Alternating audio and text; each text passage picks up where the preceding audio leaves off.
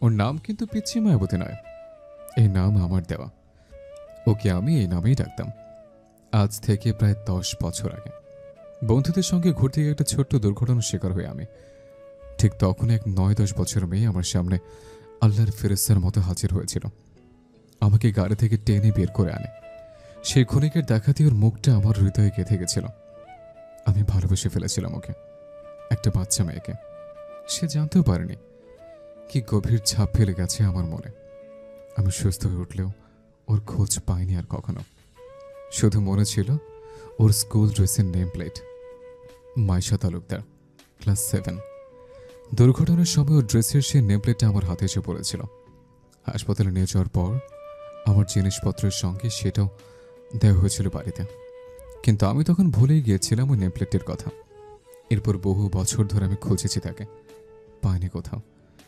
আর সেই না পাওয়ার যন্ত্রণা আরো গভীরভাবে মুগ্ধ হয়ে পড়েছিলাম আমার পিচ্ছি মায়াবতীর প্রতি। আমি সুস্থ হয়ে ওঠার পর ওই মেয়েটিকে অনেক খুঁজেছে, কিন্তু পাইনি। এরপর 1.5 বছর আগে দাদুর জোরে জোরেতে বিয়ে করতে হয় মায়াকে, কিন্তু তখন আমি ভুলতে পারিনি সে বাচ্চা মেয়েটিকে, আমার পিচ্ছি মায়াবতীকে। গভীরভাবে আসক্ত হয়ে পড়ে সেই পিচ্ছি মায়াবতীর প্রেমে। আর তার কারণেই মায়াকে মেনে নেইনি আমি। বিয়ের দিন আবছা দেখেছিলাম মায়াকে, কিন্তু আজ বলতে দ্বিধা নেই, সেই আবছা মুখ আমাকে একটি রাতও শান্তিতে ঘুমাতে দেয়নি। ঠিক একই রকম ভাবে মানে পিচ্ছি মায়াবতীর এবং মায়ের মুখ ভেসে ওঠে আমার চোখের সামনে। রাগ হতো নিজের উপর, ভীষণভাবে বিভ্রান্ত হতাম আমি। 9 বছরের ভালোবাসা পিচ্ছি মায়াবতী আর কিছুদিনে বিয়ে করা বউ, সবকিছু এলোমেলো লাগতো। ভীষণভাবে মায়ের ওই মুখ বিরক্ত করতো আমায়। প্রতিটা রাতে ঘুমাতে গেলে ভেসে উঠত মায়ের মুখ, কিন্তু আমি ভালোবাসি আমার পিচ্ছি মায়াবতীকে। আর এই কারণে একটু একটু করে রাগ জমতে থাকতো মায়ের উপর। এইভাবে কেটে যায় 1টা বছর। হঠাৎ একদিন আমার ড্যাডের সাথে কথা কাটাকাটি হয় মায়াকে নিয়ে। ড্যাড বলে আমি কেন এইভাবে মায়াকে তার বাবার বাড়িতে রেখেছি। হয় ওকে এই বাড়িতে নিয়ে এসে ওর প্রাপ্য সম্মান ফিরিয়ে দিই, নাহলে একেবারের জন্য ছেড়ে দিই। এই নিয়ে অনেক কথা কাটাকাটি হয় আমার ড্যাডের সাথে। রাগের মাথায় আমিও সিদ্ধান্ত নিই মায়াকে ডিভোর্স দেব। তাই রাগের মাথায় মায়ের বাড়িতে ডিভোর্স পেপার পাঠিয়ে দিই। ডিভোর্স পেপার পাঠালেও আমি কিন্তু ওই পেপারে সাইন করে দিইনি। প্রথম সাইন মায়াই করেছিল। তারপর মায়া ওই পেপার সহ আমার দেওয়ার সমস্ত টাকা ফেরত পাঠায়। আবির নিয়ে এসে আমাকে দেওয়া ওই পেপার। আমি কিছুটা অবাক হয়েছিলাম মায়ের সাইন দেখে। আমি জানতাম মায়া আমাকে স্বামী হিসেবে মন থেকে মানে, তাই অবাক হয়েছিলাম। আমি এরপর হাতে পেন তুলে নিয়ে সাইন করতে চেয়েছিলাম পেপারে, কিন্তু কেন জানি সেদিন ওই পেপারে আমি সাইন করতে পারিনি। আমার হাত কেঁপে উঠেছিল বুকের ভিতরটা। পারিনি সেদিন আমি ডিভোর্স পেপারে সাইন করতে। বারবার ভেসে উঠছিল পিচ্ছি মায়াবতীর মুখ এবং মায়ের মুখ। মনে হচ্ছিল সাইন করে দিলে আমি আমার মূল্যবান কোনো জিনিস হারিয়ে ফেলব, খুব কাছের কিছু হারিয়ে ফেলবো। আমি আমার পিচ্ছি মায়াবতীকে হারিয়ে ফেলব। সেদিন আমি আমার এই অনুভূতির মানে বুঝতে পারিনি, কিছুতেই বুঝতে পারিনি আমার এই অনুভূতির মানে। মনে হচ্ছিল আমি কিছু একটা ভুল করেছি, তাই নিজেকে সময় দিতে চেয়েছিলাম সবকিছু বোঝার জন্য। আমার এই অনুভূতির রহস্য উন্মোচন করার জন্য সময় দিয়েছিলাম নিজেকে। আমি জানতাম আবিরও চায় না মায়ের আর আমার ডিভোর্স হোক, কারণ আবির যে দাদুকে কথা দিয়েছে ওর প্রাণ থাকতে কিছুতেই আমাকে এবং মায়াকে আলাদা হতে দেবে না। এই কথা দাদু নিজে চেয়ে নিয়েছে আবিরের থেকে। অনেক বড় দায়িত্ব আবিরকে দিয়ে গেছে দাদু। আমিও প্রথমে বুঝিনি কেমন দেখেছে দাদু ওই মায়ের মধ্যে, যে আমাদের দুজনকে আলাদা হতে দিতে চায় না। মৃত্যুর মুখে দাঁড়িয়েও দাদু চেয়েছে আমি আর মায়া যেন সারা জীবন একসাথে থাকি। তো আমি জানতাম যে আবির কিছুতেই চায় না আমার আর মায়ের ডিভোর্স হোক, ও কিছুতেই হতে দেবে না। আর এদিকে আমি আমার মনের অনুভূতি বুঝতে পারছিলাম না, তাই আমি সাইন না করি ওর হাতে ডিভোর্স পেপারটা ধরিয়ে দিই উকিলকে দেওয়ার জন্য। আর আমার ধারণা মোতাবেক আবির পেপার জমা দেয় না উকিলের কাছে। আবিরও জানতো না যে আমি ওই পেপারে সাইন করে নিই। আবির ভেবেছিল আমি ভুলে গেছি ডিভোর্সের কথাটা, তাই আর কোনো খোঁজ নেই। কিন্তু আমি সবকিছু জানতাম, ইচ্ছে করে আর কিছু বলি না ওকে। আর আমাদের ইসলাম ধর্মের নীতি অনুযায়ী আমার এবং মায়ের মৌখিক তালাকও হয়নি, তাই মায়া আর আমি এখনো স্বামী স্ত্রী। আরমান কথাগুলো বলে থামলো। সবাই অবাক। জীবনে প্রথমবার রকচটা গম্ভীর আরমানকে একসাথে এতগুলো কথা বলতে দেখল সবাই। পুরো হলরুমে এখন নিস্তব্ধতা বিরাজ করছে। আরমানের পরিবারের সবাই অবাক হয়ে তাকিয়ে আছে। সবাই মুখের ভাষা হারিয়ে ফেলেছে। সব কিছু মাথার উপর দিয়ে গেল। ততক্ষণে আরমানের ইশারায় ওর গার্ডসরা আবিরকে ছেড়ে দিয়েছে। আবির অবাক হয়ে তাকিয়ে আছে আরমানের দিকে। হলরুমের নিস্তব্ধতা ভেঙে ভেসে এলো মিডিয়ার লোকেদের একের পর এক প্রশ্ন। যদি মায়া তালুকদারের সাথে আপনার ডিভোর্স না হয়ে থাকে, তাহলে আজকে মায়েশা তালুকদারের সাথে বিয়ে কেন করলেন? আপনার কথা মতো নেম প্লেটে সেই বাচ্চা মেয়েটির নাম ছিল মাইশা তালুকদার। তাহলে সেই মাইশাই কি এই মাইশা? আপনার ডিভোর্স পেপারে সই না করার মানে কি আপনি আজও মায়াকে স্ত্রী হিসেবে মেনে নিচ্ছেন? আবার আপনি বললেন মায়ার চেহারা দেখে পিচ্চি মায়াবতীকে মনে পড়ত। এটার কি মানে দাঁড়ায় mister Arman Shahriar? Please stop. আমার কথা এখনো শেষ হয়নি। এরপর ওই ডিভোর্স পেপার পাঠানোর পর কেটে যায় 6টা মাস। আমি তখনও খোঁজ চালাতে থাকি আমার পিচ্ছে মায়াবতীর। মানুষের নেম প্লেট অনুযায়ী মায়েশার খোঁজ করতে থাকি। এরপর হঠাৎ একদিন অপ্রত্যাশিতভাবে দেখা হয় মায়ের সাথে। মায়ের বাবার অসুস্থতার জন্য হাসপাতালে ভর্তি ছিল। মায়ের একটা কাজের দরকার ছিল। মায়ের সেই কাজ খোঁজার মাঝে হঠাৎ অপ্রত্যাশিতভাবে দেখা হয় আমার সাথে। মায়া আমার স্ত্রী হয়ে অন্য কোথাও কাজ করবে, সেটা আমি মেনে নিতে পারিনি। এটা আমার আত্মসম্মানে আঘাত করে। জোর করে অধিকার খাটায় মায়ের উপর। ফের আগের বসে আমি নিষ্ঠুর হয়ে মায়াকে আমার বাড়ির মেয়েটার কাজ দেয়। অসহায় মায়া বাবাকে সুস্থ করে তোলার জন্য সেই কাজই করতে রাজি হয়ে যায়। কথাগুলো বলে আরমান একটা দীর্ঘশ্বাস ছাড়ে, যেন এই দীর্ঘশ্বাস বোঝাতে চাইছে ও ভুল করেছে, ভুল বুঝেছে। আরমান আবারও বলতে শুরু করলো, এরপর মায়া আমাদের বাড়িতে থেকে মেয়েটির কাজ শুরু করে, আর আমি মায়ের হাত দিয়ে খুঁজে পাই সেই নেম প্লেট। ওটা আমাদের বাড়িতে ছিল, যেটা প্রথম মায়ের হাতেই পড়ে। এরপর আমি ওই নেম প্লেট দিয়ে খুঁজে বের করি মায়েশাকে। হ্যাঁ, ওই নেম প্লেটের মায়েশা আজকের বিয়ের সাজে মঞ্চে দাঁড়িয়ে থাকা মায়েশা। আমি মায়েশাকে খুঁজে পাওয়ার পর, ওকে দেখার পরও আমার সেই পিচ্ছি মায়াবতী হিসেবে মেনে নিতে পারিনি।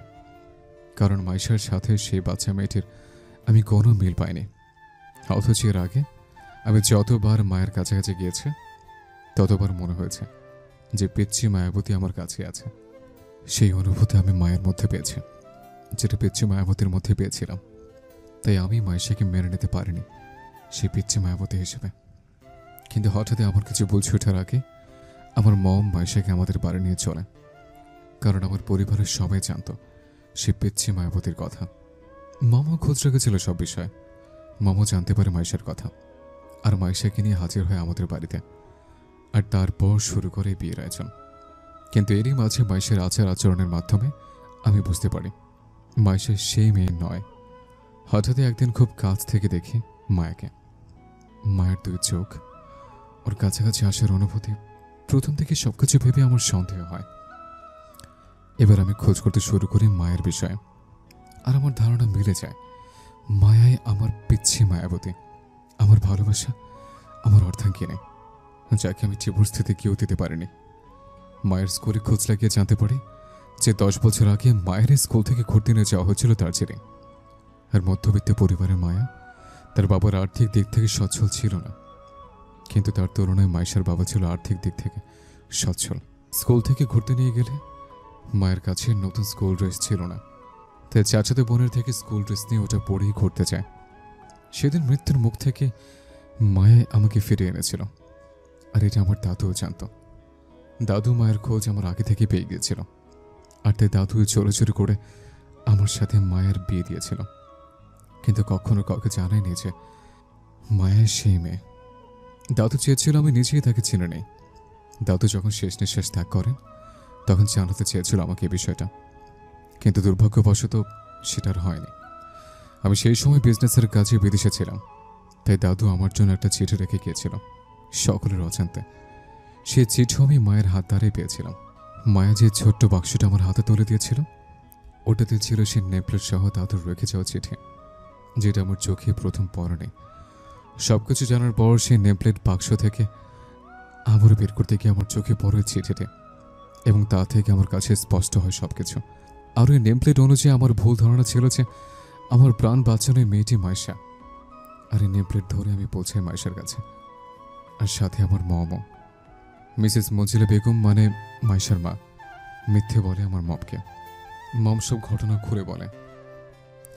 উনি বলেন সেদিন ওনার মেয়ে মাইশা ছিল ওখানে, আর আমার জানা মতে মঞ্জিলা বেগমই মাইশাকে ভুল বোঝে, মাইশাকে লোভ দেখিয়ে রাজি করে ওনার এই নোংরা খেলায় নামতে।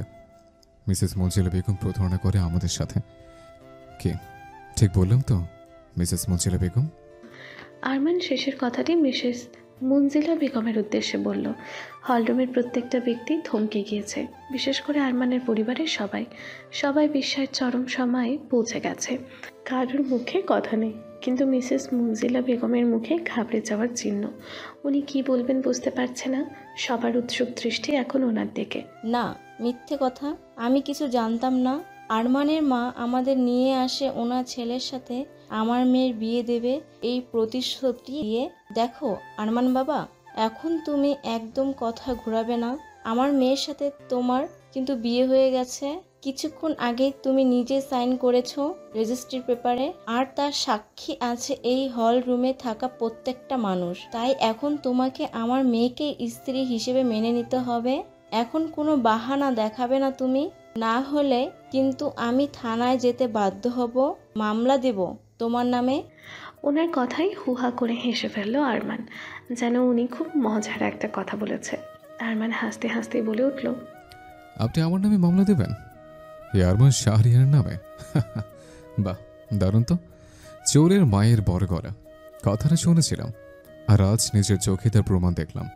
আরমান এবার হুঙ্কার ছেড়ে বলে উঠল, শুনুন এখন মিসেস মঞ্জিলা বেগম, আমি এই আরমান শাহরিয়ার আপনার 14 গোষ্ঠীকে জেলের খানে টানানোর ক্ষমতা রাখি, আর আপনি সেই প্রতারণা করেছেন আমাদের সাথে। তার ফল কি পেতে হয় শুধু দেখতে থাকুন। আর কি বললেন? আপনার মেয়ের সাথে আমার বিয়ে হয়ে গেছে, এখন তাকে আমাকে মেনে নিতে হবে? আমি সাইন করেছি রেজিস্ট্রি পেপারে। হ্যাঁ, বিয়ে তো হয়ে গেছে, তবে আমার সাথে নয়। বিয়ে হয়েছে আমার ছোট ভাই আয়ান শাহরিয়ার আপনার মেয়ের 3 বছরের প্রেমিকের সাথে। হ্যাঁ, সাইন করেছে, তবে পাত্রের জায়গায় নয়, বরং সাক্ষীর জায়গায়। আর পাত্রের জায়গায় সাইন করেছে আমার ছোট ভাই আয়ান শাহরিয়ার, যার সাথে আপনার মেয়ের 3 বছরের সম্পর্ক ছিল। মায়েশা মঞ্চে দাঁড়িয়ে শুনছিল আরমানের কথাগুলো। ওর মাথায় যেন আকাশ ভেঙে পড়ল। আরমানের কথা শেষ হতেই মায়েশা থপ করে সোফায় বসে পড়ল। চিৎকার করে উঠল ও, না, এটা হতে পারে না। আরমান বলল, কেন হতে পারে না মাইশা? কেন হতে পারে না?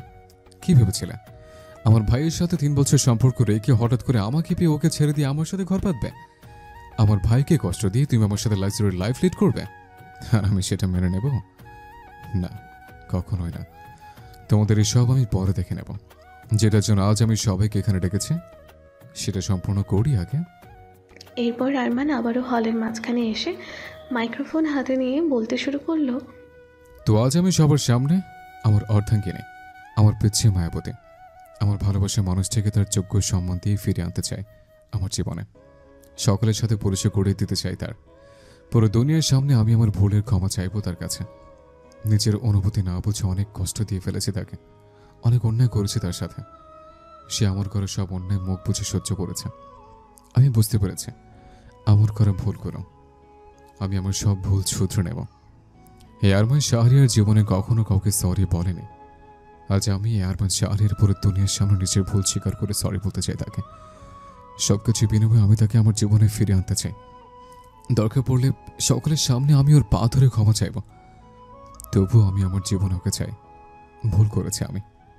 হ্যাঁ, এই আরমান শাহরিয়ার মস্ত বড় ভুল করেছে। সে তার মায়াবতীকে চিনেও চেনেনি। আমার খুব কাছাকাছি থাকা সত্ত্বেও চিনতে পারিনি আমি। আমার দাদু আমাকে আমার জীবনের সেরা উপহারটা দিয়েছিল, কিন্তু আমি বুঝতে পারিনি, চিনতে পারিনি আমি আমার মায়াবতীকে। কথাগুলো বলে শেষ করে মাথা নিচু করে নিল আরমান। হঠাৎই ওর কাছে ছুটে এলো রুবি, মুখে ভয়ের ছাপ।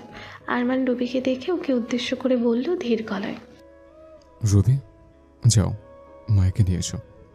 আরমানের এমন কথাই রুবির মুখের ভয়ের ছাপ আরও কিছুটা বেড়ে গেল। ঘাবড়ে গেল ও।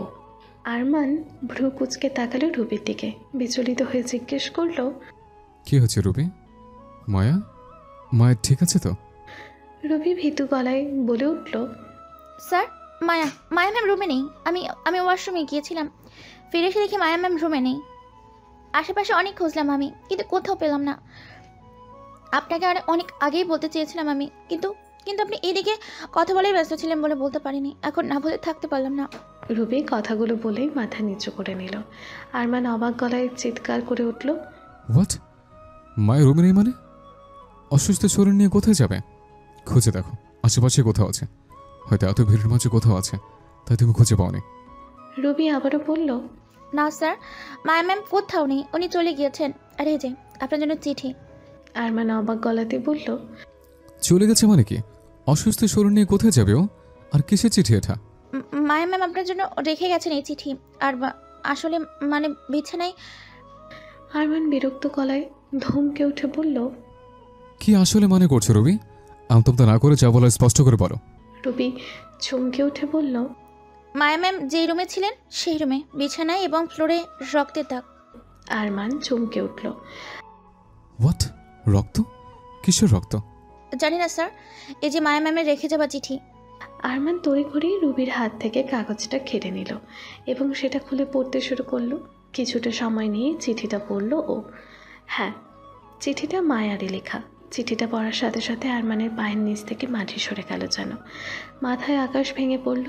এতটাই শক পেল ও যে হাঁটু মুড়ে ধপ করে বসে পড়ল ফ্লোরে। মায়ার রেখে যাওয়া চিঠি। প্রিয় গম্ভীর সাহেব, গম্ভীর সাহেব বলছি বলে আবার রাগ করবেন না যেন। এই নামটা একেবারে আপনার স্বভাবের সাথে যায়। এই ডাকটা আমার খুব প্রিয়, কিন্তু আফসোস কখনো ডাকা হয়নি, সেই সুযোগই পাইনি কখনো। জানেন, সেই প্রথম যখন আপনাকে দেখেছিলাম, মানে আমাদের বিয়ের দিন, তখন প্রথম দেখায় আপনার মুখের গম্ভীর ভাব দেখে এই ডাকটাই প্রথম আমার মনে এসেছিল। কিন্তু আফসোস কখনো সামনাসামনি ডাকা হয়নি। আপনি তো সেই সুযোগটাই কখনো দেননি আমায়। তবে আজ যখন চিরতরে চলে যাচ্ছি, আর ফেরার কোনো সম্ভাবনা নেই, নিজের এই ক্ষুদ্র ইচ্ছেটা আপনাকে লেখা এই চিঠিতে মিটিয়ে নিচ্ছি। মুখে না হোক, কলমে তো অন্তত বলতে পারলাম গম্ভীর সাহেব। আচ্ছা, যেটা বলার জন্য চিঠিটা লেখা সেটা আগে বলি। চলে যাচ্ছি আমি, চলে যাচ্ছি আপনাদের জীবন থেকে অনেক দূরে। আর হয়তো কোনো দিনও দেখা হবে না, আর আপনাকে এই বিরক্তিকর মেয়েটির মুখ দেখতে হবে না। কিছুটা ঋণ থেকে গেল আপনার কাছে, শোধ করা হলো না সেটা। চুক্তির 1 মাস শেষ হতে এখনও কিছুদিন বাকি আছে। এইটার জন্য আবার বিশ্বাসঘাতক ভাববেন না প্লিজ। সন্ধ্যা গাড়িতে আসার সময় এই বিষয়ে বলেছি আপনাকে। মুক্তি চেয়েছিলাম এই চুক্তি থেকে, আপনিও কিন্তু মুক্তি দিয়েছেন আমায়। আপনি তো বলেই দিলেন আজ থেকে আপনার জীবনে আপনার অর্ধাঙ্গিনী থাকবে। তাই আজ থেকে আমি মুক্তি পেলাম আপনার কাছে। আমাকে এই মুক্তি দেওয়ার জন্য আমি অনেক অনেক কৃতজ্ঞ থাকবো আপনার কাছে। এই মুক্তিটা যে আমার ভীষণ দরকার ছিল গম্ভীর সাহেব, ভীষণ ভীষণ দরকার ছিল। আমি যে আর সহ্য করতে পারছিলাম না নিজের স্বামীকে অন্য কারো হতে দেখতে। তবে এটাকে আবার বড় বোনের প্রতি হিংসা ভাববেন না। মনে রাখবেন, আপনি আমার বড় বোনের হওয়ার আগে আপনি আমার ছিলেন। আর নিজের স্বামী বললাম কারো, হ্যাঁ, আমি আপনাকে এখনও নিজের স্বামী বলেই মানি। সেই বিয়ের প্রথম দিন থেকেই এখনও আপনাকে ভালোবাসি গম্ভীর সাহেব, এখনও ভালোবাসি আপনাকে। এই বিরক্তিকর মেয়েটা আপনাকে ভালোবাসে, চলেই তো যাচ্ছি আপনার জীবন থেকে। তাই ভাবলাম মনের কথা আপনাকে জানিয়ে যাই, এতে আমার হৃদয়ের ভার কিছুটা হালকা হবে। জানেন গম্ভীর সাহেব, অনেক চেষ্টা করেছি আপনাকে ভুলে যাওয়ার, কিন্তু পারিনি। অনেক ভেবেছি আপনাকে ভুলে নিজের জীবন এগিয়ে যাব, কিন্তু পারিনি আমি। আপনিতেই থমকে গেছি আমি বারবার আমার জীবন। হয়তো আপনার চোখে বা এই দুনিয়ার চোখে আমার এই ভালোবাসা অন্যায়, কারণ আমাদের যে কাগজে কলমে ডিভোর্স হয়ে গেছে। তবে আমার চোখে আমার এই ভালোবাসা এখনও বৈধ, অন্যায় নয়। কারণ আমরা যে ইসলাম ধর্মের নীতি মেনে কালেমা পড়ে আল্লাহকে সাক্ষী রেখে 3 কবুল বলেছিলাম ইসলামিক শরিয়া মতে। কেবল তালাকনামায় স্বাক্ষর করলেই তালাক কার্যকর হয় না, যদি না এর সঙ্গে নিয়ত ও স্পষ্ট উচ্চারণ থাকে। তাই এখনও আমি আপনাকে নিজের স্বামী বলে মানি, ভালোবাসি আপনাকে গম্ভীর সাহেব। আপনার অনেক অবহেলার পরও আপনার জন্য আমার হৃদয়ে থাকা ভালোবাসা মুছে ফেলতে পারিনি, হয়তো 3 কবুলের জোরে। জানেন গম্ভীর সাহেব, যেদিন আপনি আমাদের বাড়িতে ডিভোর্স পেপার পাঠালেন, বলে বোঝাতে পারবো না সেদিন কতটা কষ্ট হয়েছিল। তবু সাইন করে দিয়েছিলাম আপনার কথা ভেবে। এতে যদি আপনি খুশি থাকেন তাহলেই আমার সই। জানেন গম্ভীর সাহেব, যখন আমি সাইনগুলো করেছিলাম তখন মনে হচ্ছিল আমার হৃদয়টা কেউ হাত দিয়ে টেনে ছিঁড়ে বাইরে বের করে নিচ্ছে। তবু সাইন করেছিলাম আপনার ভালো থাকার কথা ভেবে। আমি চাইলে কিন্তু ডিভোর্সের আগে আমাদের বিয়ের কথা ফাঁস করে দিতে পারতাম, গোটা দুনিয়াবাসীদের জানিয়ে দিতে পারতাম। আর এতে আপনি আমাকে আপনার স্ত্রীর অধিকার দিতে বাধ্য হতেন। কিন্তু আমি তো আপনার কাছে ভালোবাসা চেয়েছি ভালোবেসে আমাকে স্ত্রীর অধিকার দিন, ভালোবেসে আপন করে নিন। আপনাকে বাধ্য করতে চাইনি। আবির ভাইয়া বলেছিল আমাকে এমন করতে। আবির ভাইয়া আমাকে সব রকমের সাহায্য করতে চেয়েছিল এই বিষয়, কিন্তু আমি রাজি হইনি। এতে যে আপনার ক্ষতি হবে গম্ভীর সাহেব, এতে যে আপনার সম্মানহানি হবে। আর যাকে ভালোবাসি তার এত বড় ক্ষতি কিভাবে করতে পারি? তার থেকে বরং ভালো থাক ভালোবাসার মানুষটি। সে যেভাবে ভালো থাকতে চায় ভালো থাক।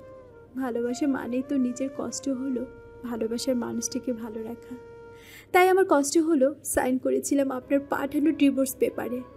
তারপর অনেক চেষ্টা করেছিলাম আপনাকে ভুলে এগিয়ে যাব নিজের জীবনে, কিন্তু আমি পারিনি। কারণ ওই যে হৃদয় ছিল 3 কবুলের বাস।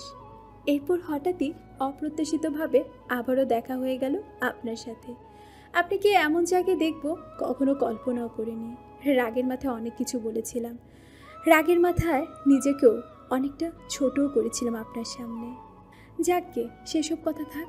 তবে আমি সত্যি ভীষণভাবে কৃতজ্ঞ আপনার কাছে গম্ভীর সাহেব, আমাকে ওই নোংরা জায়গা থেকে বের করে আনার জন্য।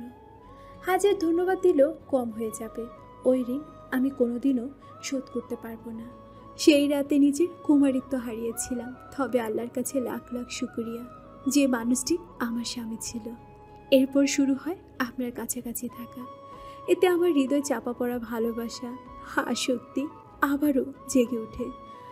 আপনার হাজারো অপমান কটূক্তিও পারেনি আপনার জন্য আমার হৃদয়ে ঘৃণা সৃষ্টি করতে। কারণ আপনার দেওয়া কষ্টগুলোর গভীরতার চেয়ে আমার হৃদয়ে থাকা ভালোবাসার গভীরতা বেশি ছিল। তবে ভাববেন না যে আমার ভালোবাসা জাহির করে আপনার থেকে সহানুভূতি পেতে চাইছি। এই ধরনের মেয়ে আমি নই। শুধু হৃদয়ের ভার কমানোর জন্য কথাগুলো আপনাকে জানিয়ে রাখলাম গম্ভীর সাহেব। আমি জানি এই চিঠি যখন আপনার হাতে পড়বে তখন আপনি হয়তো আমার বড় বোনের হয়ে যাবেন। থাক, অনেক কিছু বলে ফেলেছি। শেষে একটাই চাওয়া, মাঝে মাঝে হয়তো আমিও আপনার সাথে খারাপ ব্যবহার করে ফেলেছি রাগের মাথায়। তার জন্য মন থেকে সরি। শেষবারের মতো ক্ষমা করে দিবেন এই বিরক্তিকর মেয়েটাকে। ভালোবাসি গম্ভীর সাহেব, কোনোদিন আসবো না আমার এই ভালোবাসার দাবি নিয়ে। ভালো থাকো ভালোবাসা। ইতি আপনার অপ্রিয় প্রাক্তন স্ত্রী। আবির চিঠিটা পড়ে সেই করতেই চারিদিকে নীরবতা ছড়িয়ে পড়ল। সবাই মুখের ভাষা হারিয়ে ফেলেছে। দুজনেই ভালোবেসেছে একে অপরকে, তবে তা খুব গোপনে। একজন গোপন রেখেছে অভিমানে, আর একজন গোপন রেখেছে নিজের অনুভূতিতে নিজেই বিভ্রান্ত হয়ে। হ্যাঁ, আরমান কষ্ট দিয়েছে মায়াকে, তবে ওর দেওয়া প্রতিটা আঘাতের পেছনে কোনো না কোনো কারণ ছিল। আচ্ছা, ওকে খুব বেশি আঘাত দিয়ে ফেললো মায়াকে? ও তো ভেবেছিল ওর করা ভুলের জন্য সকলের সামনে ক্ষমা চেয়ে মায়াকে আপন করে নেবে।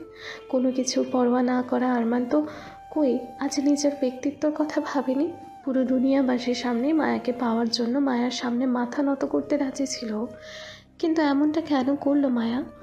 ভুল বুঝে কেন এইভাবে দূরে সরে গেল? না, এখন এইসব ভাবার সময় নেই। খুব বেশি দেরি হওয়ার আগে খুঁজে বের করতে হবে মায়াকে।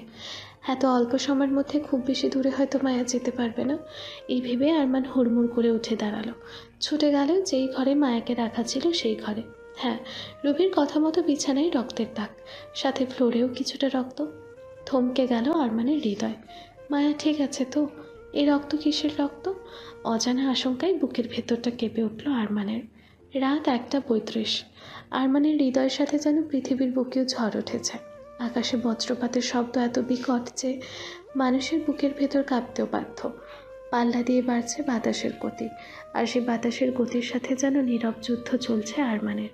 কিন্তু প্রকৃতির এই তাণ্ডবের সাথে পাল্লা দেওয়া কি এতই সহজ? গাছগুলো এমনভাবে তুলছে যেন এখনই ভেঙে পড়বে আরমানের গাড়ির ওপর। হ্যাঁ, সকলের বাধা উপেক্ষা করে এই ঝড় বৃষ্টির মধ্যে বেরিয়ে এসেছে আরমান। সিসিটিভি ফুটেজে দেখেছে মায়াকে বিধ্বস্ত অবস্থায় ইভেন্ট হল থেকে বেরিয়ে আসতে। কেমন যেন টলমল করছিল মায়ের শরীরটা। শুধু একা নয়, সমস্ত গার্ডসদেরও আদেশ করেছে মায়াকে খুঁজে বের করার। এই ঝড় বৃষ্টির মধ্যেও গাছরা তার বসের আদেশ অমান্য করেনি। ওরাও খোঁজ চালাচ্ছে শহরের প্রতিটি উলিতে গলিতে। আরমানের সমস্ত সোর্স কাজে লাগিয়ে দিয়েছে। যেভাবেই হোক ওর মায়াকে ফেরত চায়, কিছুতেই হারাতে পারবে না ওর পিচ্চি মায়াবতীকে। আবিরও বসে নেই, ও নিজেও বেরিয়েছে মায়াকে খুঁজতে। আবিরও নিজের মনের মতো ভালোবাসে ওকে। আরমান গাড়ির চলন্ত অবস্থায় এদিকে ওদিকে তাকাতে ব্যস্ত, একটিবার সেই চেতা মুখটির দেখা পাওয়ার আশায়। তখনও আকাশের বুকে চিরে নেমে এসছে বজ্রপাত, থেকে থেকে বিদ্যুৎ চমকাচ্ছে। সেই আলোয় অনেকটা দূরে দেখা গেল আবছা এক নারী মূর্তি। আরমান সতর্ক হলো, তীক্ষ্ণ চোখে চাইল সেই দিকে। হ্যাঁ, একটা মেয়ে এলোমেলো পায়ে ঝড় বৃষ্টিকে উপেক্ষা করে এগিয়ে যাচ্ছে সামনের দিকে। মাঝে মাঝে বিদ্যুৎ চমকানোর আলোয় তা দেখতে পেল আরমান। মনে হলো মেয়েটির পরনে ওর দেওয়া সেই সবুজ শাড়ি। আরমানের শুষ্ক হৃদয় যেন পানি পেল, মুখে ফুটে উঠল এক চিলতে হাসি, ওর পিচ্চি মায়াবতীকে ফিরে পাওয়ার আশায়। কিন্তু আরমানের মুখের সেই হাসি বেশিক্ষণ স্থায়ী হলো না। হঠাৎই এক বিকট আওয়াজে বজ্রপাত পড়ল আরমানের গাড়ির কিছুটা সামনে একটা গাছের ওপর। সাথে সাথে গাছটি দুই ভাগ হয়ে পড়ে গেল রাস্তার ওপর। আরমান খুব জোরে ব্রেক কষে গাড়ি থামিয়ে দিল। পুরো রাস্তা বন্ধ হয়ে গেছে। হঠাৎ যেন ওর আর মায়ার মাঝে এই বিশাল বড় গাছটা দেয়াল হয়ে দাঁড়িয়ে গেল। আর এই দেয়াল, এর জন্যই ওর মায়াকে দেখতে পাচ্ছে না। আর প্রকৃতিও যেন চাইছে না আরমান আর মায়া এক হোক। এই প্রকৃতিকেও আরমানের নিজের শত্রু মনে হচ্ছে এখন। আরমান তাড়াহুড়ো করে নেমে পড়ল গাড়ি থেকে। সাথে সাথে বৃষ্টির ফোঁটাগুলো ভিজাতে শুরু করলো আরমানের শরীরটাকে। আরমান এসবের উপেক্ষা করে গাছের ডালপালা আর পাতার ফাঁক ফোকর দিয়ে বেরিয়ে গেল প্রকৃতির সৃষ্টি করা দেয়ালের মধ্য দিয়ে। এরপরে সামনের দৃশ্য দেখে আরমানের হৃদয় কেঁপে উঠল, ঠান্ডা হয়ে গেল বুকের ভেতরটা। এই বৃষ্টির মধ্যেও আরমান দেখতে পেল একটা বিশাল বড় লরি এগিয়ে আসছে মায়ার দিকে। আর মায়া ঠিক রাস্তার মাঝখানে লরিটার সোজাসুজি দাঁড়িয়ে আছে, মাথা চেপে ধরে। মায়া যেন এই দুনিয়াতে নেই। এই দৃশ্য দেখে আরমানের মাথার ভেতরটা ফাঁকা হয়ে গেল, যেন চিৎকার করে উঠল, মায়া! না, মায়ার কোনো হেলদোল নেই। ও একভাবে দাঁড়িয়ে আছে। আরমান আর কিছু ভাবতে পারল না, প্রাণপণে ছুট লাগালো ও। এদিকে লরিটাও তীব্র গতিতে ছুটে আসছে মায়ার দিকে। আরমান মুখে উচ্চারণ করতে করতে ছুটছে, মায়া প্লিজ, প্লিজ সরো ওখান থেকে, প্লিজ সরো মায়া। না, আরমানের এত ডাক হয়তো মায়ার কানে গেল না। মায়া তখনও একভাবে মাথা চেপে ধরে দাঁড়িয়ে আছে। আরমানের এই ছোটার মাঝে বাতাসের গতি আর পায়ের নিচে পানি। কতবার যে হোঁচট খেয়ে পড়লো তার হিসেব নেই। কিন্তু এই সব কিছুর উপেক্ষা করে আরমান আবারও দাঁড়িয়ে ছুটে চলেছে। হ্যাঁ, সম্ভব হলো। লরিটির আগেই আরমান পৌঁছে গেল মায়ের কাছে। দুই হাতে বুকে টেনে নিয়ে জড়িয়ে ধরল, কপালে দিল ঠোঁটের পরশ। তারপর মায়াকে দুই হাতে জোরে ধাক্কা দিল। মায়া ছিটকে পড়ল রাস্তা থেকে কিছুটা দূরে। আরমানের মুখে প্রাপ্তির হাসি। ও পেরেছে মায়াকে বাঁচাতে, ওর পিচ্চি মায়াবতীকে বাঁচাতে পেরেছে। ঠিক তখনই সাথে সাথে দুম করে আওয়াজ হলো। আরমান তার পিচ্চি মায়াবতীকে রক্ষা করতে পারল, নিজেকে রক্ষা করতে পারল না। লরিটি এসে খুব জোরে ধাক্কা দিল আরমানকে। আরমান ছিটকে গিয়ে পড়ল রাস্তার আরেক পাশে। কিন্তু অবাক করার বিষয় হলো লরিটি এত কিছুর পরও থামল না। তীব্র গতিতে বেরিয়ে গেল লরিটি। মায়া এই দৃশ্য আবছা চোখে দেখল, মুখে বিড়বিড় করে উচ্চারণ করল, গম্ভীর সাহেব। আরমানের রক্তে রঞ্জিত হয়েছে পিচের রাস্তাটা। আরমানও রাস্তার ওপার থেকে নিভু নিভু চোখে দেখছে তার পিচ্চি মায়াবতীকে। পুরো শরীর যন্ত্রণায় ছেড়ে যাচ্ছে, তবু ঠোঁটের কোণে লেগে রয়েছে এক ফোঁটা হাসি। প্রতিটি বৃষ্টির ফোঁটা যেন বৃষ্টির ফোঁটা নয়, এক একটা আকাশের বুকে চিরে বেরিয়ে আসা কাচের টুকরো। ঠিক এমনটাই অনুভব হচ্ছে আরমানের শরীরে। আরমান বিদ্যুৎ চমকানোর আলোয় দেখলো মায়া তার একটা হাত বাড়িয়ে দিয়েছে আরমানের দিকে। আরমানের মনে সন্দেহের বাসা বাঁধল, ওর মায়াবতী ঠিক আছে তো? এখন ওইভাবে পড়ে আছে কেন? মায়ারও কি আঘাত লেগেছে কোথাও? মায়ার চোখও নিভু নিভু করছে। আরমানের ধাক্কা দেওয়ার ফলে মায়ার মাথা বাড়ি খেয়েছে রাস্তার পাশে থাকা ছোট পুলে। কপাল বেয়ে রক্ত গড়িয়ে পড়ছে, আর সেই রক্ত মিশে যাচ্ছে বৃষ্টির পানিতে। মায়া স্পষ্ট দেখলো আরমানের লরির সাথে ধাক্কা খাওয়ার নির্মম দৃশ্য। মায়ার চোখের পানি বৃষ্টির পানির সাথে মিশে যাচ্ছে। ওর শরীরে এক ফোঁটাও শক্তি নেই উঠে দাঁড়ানোর। হঠাৎই পেটের ভেতরটা যেন তীব্র যন্ত্রণায় ছিঁড়ে যাচ্ছে। মাঝে মাঝে বিদ্যুৎ চমকানোর আলোয় মায়া নিভু নিভু চোখে দেখতে পাচ্ছে রাস্তার ওপাশে থাকা আরমানের নিথর শরীরটা। আরমান অনেক কষ্টে উঠে দাঁড়ানোর চেষ্টা করলো, কিন্তু পারল না। মুখ থুবড়ে পড়ে গেল পিচ ঢালা রাস্তায়। আরও কিছুটা আঘাত পেলেও বাবাটা হয়তো ভেঙে গেছে। তীব্র যন্ত্রণায় চোখ মুখ কুঁচকে ফেললো আরমান। রাস্তায় পড়ে থেকে চেষ্টা করলো মায়াকে দেখার। শরীরে এক ফোঁটাও শক্তি নেই ওর, পুরো শরীরে আঘাতে ভর্তি। রাস্তায় পড়ে থেকেই শরীরটাকে কোনো রকমে টেনে নিয়ে যাওয়ার চেষ্টা করলো এইপার থেকে ওপারে, কিন্তু কষ্ট হচ্ছে খুব। অল্প চেষ্টাতেই হাঁপিয়ে উঠেছে, পুরো শরীর ব্যথায় বেশি উঠছে। আকাশ থেকে পড়া বৃষ্টির ফোঁটাগুলো আঘাত পাওয়া স্থানে লাগতে চিরবির করে জ্বলে উঠছে। না, ওকে হার মানলে হবে না। কষ্ট হলেও যেতে হবে ওকে ওর মায়াবতীর কাছে। ওর মায়াবতী ঠিক আছে কিনা ওকে দেখতে হবে। ওর মায়াবতী যে এখনও ওর দিকে হাত বাড়িয়ে আছে। ওর মায়াবতীও হয়তো কষ্ট পাচ্ছে, ওকে পৌঁছাতেই হবে মায়াবতীর কাছে। আরমান নিজের শরীরের কষ্টকে উপেক্ষা করে নিজের শরীরটাকে রাস্তায় পড়ে থাকা অবস্থাতেই টেনে টেনে এগিয়ে নিয়ে যাচ্ছে। এর ফলে শরীরটা রাস্তায় ঘেঁষা লেগে আঘাত পাওয়া জায়গাগুলোতে আরও আঘাত পাচ্ছে। দ্বিগুণ হারে বাড়ছে কষ্ট। এদিকে মায়াও আরমানকে এইভাবে এগিয়ে আসতে দেখে নিজেও নিজের শরীরটাকে টেনে টেনে নিয়ে আসছে রাস্তা আঁকড়ে ধরে। কেন জানি ও শরীরেও এক ফোঁটা শক্তি নেই উঠে দাঁড়ানোর। দুজনেই দুজনার দিকে হাত বাড়িয়ে আছে। অনেক কষ্টের পর একে অপরের হাত ধরতে পারল। আরমান মায়ের হাতটা শক্ত করে ধরে একটা শান্তির নিঃশ্বাস ছেড়ে শরীরের ভর ছেড়ে দিল। রাস্তার পানিতেই মাথা নামিয়ে দিল। তারপর আবারও কি যেন ভেবে মায়ার দিকে তাকালো। দেখলো মায়ার মাথা থেকে রক্ত গড়িয়ে পড়ছে। বুকের ভিতরটা মুচড়ে উঠল ওর। আবারও নিজের শরীরটাকে টেনে নিয়ে গেল মায়ার কাছাকাছি। মায়ার শরীরটাকে টেনে নিল দুই হাত দিয়ে, জড়িয়ে ধরল বুকের মাঝে শক্ত করে। চোখে মুখে অজস্র চুম্মিও আঁকল। মায়া নিভু নিভু চোখে তাকিয়ে আছে আরমানের দিকে। আরমান চেয়েও যেন মুখ দিয়ে আওয়াজ বের করতে পারছে না, তবু কোনো রকমে মুখ থেকে বের করলো, আমি আমি কিন্তু তোমায় পেয়েও হারালাম মায়াবতী। কেন বলছেন আমাকে একটু? আর একটু কেন অপেক্ষা করলে না তুমি? আমাকে কি আর একটু সুযোগ দেওয়া যেত না? কথা বলতে অনেক কষ্ট হচ্ছে গো মায়াবতী, অনেক কথা রয়ে গেল, বলা হলো না তোমায়।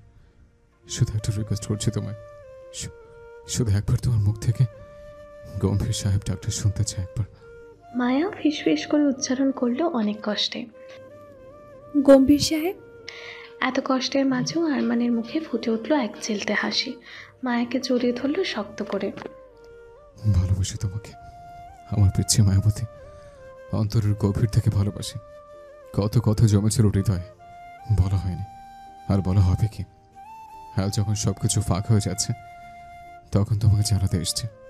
তোমার জন্য ছিল আমার প্রতিটা নিঃশ্বাস, তুমি ছিল আমার গল্পের শুরু। তবে কি শেষটাও তোমার নামই হবে? বলো মায়াবতী, আমাদের গল্পটা কি সত্যি এখানে শেষ? না, কোনো উত্তর এলো না মায়ার তরফ থেকে। কিভাবে আসবে?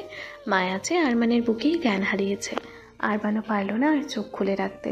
ধীরে ধীরে সেও চোখ বন্ধ করলো, প্রেয়সীকে বুকে নিয়ে। বিকট আওয়াজে বজ্রপাত হলো কাছে কোথাও। বৃষ্টির বেগ বাড়তেই থাকলো, আর এই বৃষ্টির পানিতেই রাস্তায় পড়ে থাকলো দুটো জ্ঞানহীন নিথর দেহ। শাহরিয়ার পরিবারটা যেন একেবারে ভেঙে পড়ছে। আর ভাঙবে নাই বা কেন? বাড়ির প্রধান খুঁটিটাই যেন উড়ে উঠেছে। হাসপাতালের ওপর নিজ দুই ওটিতে চিকিৎসা চলছে মায়া আর আরমানের। মায়া আছে নিচের তলায়, আর ঠিক তার ওপর তলার ওটিতে আছে আরমান। মায়ার বাঁচার গ্যারেন্টি দিতে পারলেও আরমানের বাঁচার চান্স 100%-এর মধ্যে 10%। অনেকটা দেরি করে ফেলেছে পেশেন্টকে হাসপাতালে আনতে, যার ফলে অনেকটা রক্ত বেরিয়ে গেছে শরীর থেকে। অনেক আঘাত পেয়েছে আরমান। আর মায়ার শরীরে নাকি এক ভয়ঙ্কর ড্রাগস পাওয়া গেছে। আরও অবাক করা বিষয় হলো মায়া নাকি প্রেগনেন্ট ছিল, কিন্তু ড্রাগসের প্রভাবে মিসক্যারেজ হয়েছে। এই খবর একমাত্র আবির আর ছোটো আম্মু ছাড়া কেউ জানে না। একমাত্র এই দুজনই মায়ার ওটির সামনে বসে আছে। আবির ছোট আম্মুকে বারণ করেছে এখন বাকি সবাইকে এই বিষয়টা জানাতে। ওরাও ভীষণ রকমের অবাক হয়েছে, কিন্তু এখন কোনো কিছু ভাবার পরিস্থিতি নেই। ওরাও একবার ঘুরে আসছে ওপরতলা থেকে, বাকিরাও একবার করে এসে খোঁজ নিচ্ছে মায়ার। বাকিটা বলতে সামিরা, আরমানের বাবা, চাচা, আয়ান, এরাই। বাড়ির সবাই ভীষণভাবে ভেঙে পড়েছে। আরমানের মা তো বারে বারে সেন্সলেস হয়ে যাচ্ছে ছেলের এমন অবস্থা দেখে। দিন পেরিয়ে রাত নেমেছে, আর সেই রাতের নিকষ কালো অন্ধকার নেমে এসেছে শাহরিয়ার পরিবারে।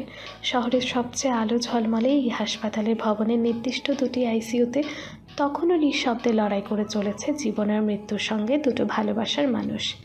নিচের তলার আইসিইউ, সেখানে শুয়ে আছে মায়া তালুকদার, নিশার নিঃশব্দ। আর তার ঠিক উপরেই ওপরতলার আইসিইউতে নিথর হয়ে শুয়ে আছে আরমান শাহরিয়ার, যাকে বাঁচানোর সম্ভাবনা ডাক্তাররা মাত্র 10% বলেছে। আর 10% এর মানে তো প্রায় না থাকারই সমান। শাহরিয়ার পরিবারের মানুষগুলোর শ্বাস যেন এখন হাসপাতালের কাচের দেয়ালেই আটকে আছে। কারো চোখে এখন আর পানি নেই। কীভাবে থাকবে? কাঁদতে কাঁদতে চোখের পানি শেষ, চোখ মুখ ফুলে লাল হয়ে আছে সবার। শুধু দীর্ঘ নিঃশ্বাস, নিস্তব্ধতার ব্যথা মেশানো দৃষ্টি ঘুরে ঘুরে আটকে আছে হাসপাতালের করিডোরে। ডাক্তারদের চোখে স্পষ্ট উদ্বেগ আর ক্লান্তির ছাপ। সিস্টেমে আরমানের রক্তচাপ কখনো হঠাৎ বেড়ে যাচ্ছে, আবার হঠাৎ কমে যাচ্ছে। ও শরীরটা যেন আর কোনোভাবেই সাড়া দিচ্ছে না, কিন্তু তবুও ডাক্তাররা তাদের চেষ্টায় কোনো কমতি রাখেনি, কারণ আরমানের চোখের পাতায় তখনও একটু সাড়া ছিল, যেন সে বলছে, আমি বাঁচতে চাই, ফিরতে চাই মায়াবতীর কাছে, বলতে চাই না বলে কথাগুলো।